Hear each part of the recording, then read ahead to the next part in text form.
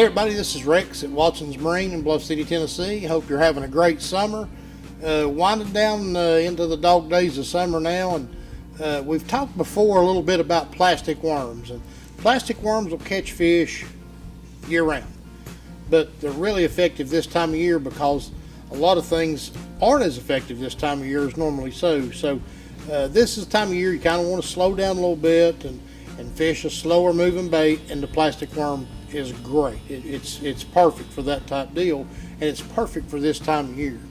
And in talking about plastic worms, we're going to show you a few different ways to rig them, or a few different techniques, if you will. And what we're going to start out with first is just the good old-fashioned Texas rig worm. And generally what you have on a Texas rig, you've got your sinker. Slide your line through the opening in your sinker.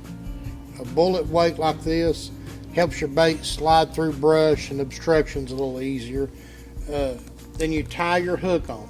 So you've got this rig right here, and then you rig your worm up on here in a weedless format. That rig, that way of fishing a plastic worm has caught them just about as long as I can ever remember.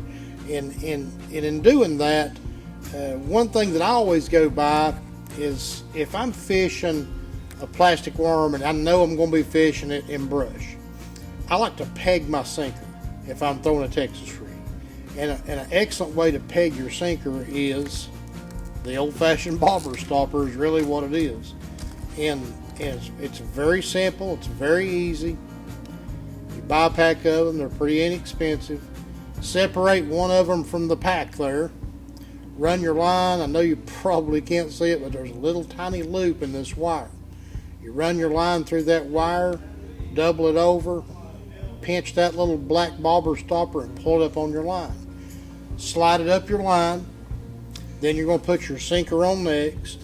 Then you're going to tie your hook on. When your sinker slides back down against your hook, you're going to slide that little bobber stopper back down till it touches your sinker.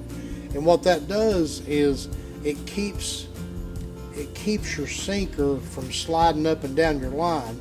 And where that's kind of a deal is when you're fishing brush. When you throw that worm into a brush pile, and you pick up on it and you feel the limbs of that brush and you crawl it over a limb, lots of times what can happen if you don't have your sinker pegged is that sinker will go plunging back through the brush, and your worm's just going to be floating around up here on top.